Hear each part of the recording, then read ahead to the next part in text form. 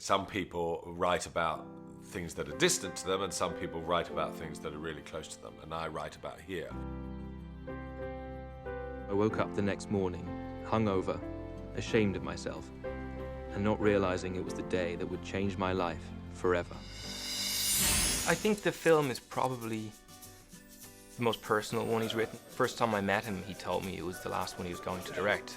And it was a real shock, but I think it's for the same reasons. I mean, what they talk about in the film, family and making time to enjoy and appreciate the short amount of time that you have.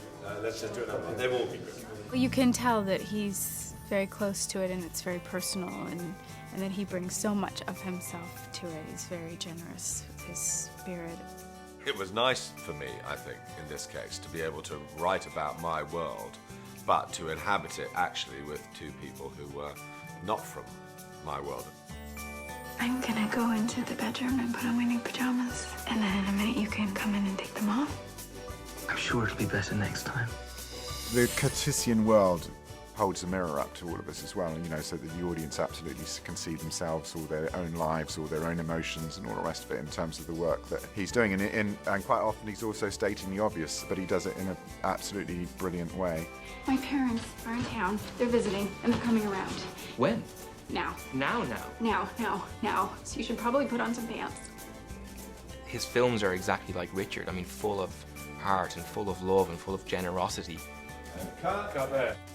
He's plugged into people's hearts. He just is. He is talking about things that most people deal with. I am so uninterested in a life without your father. Mary, come on, let's make some tea.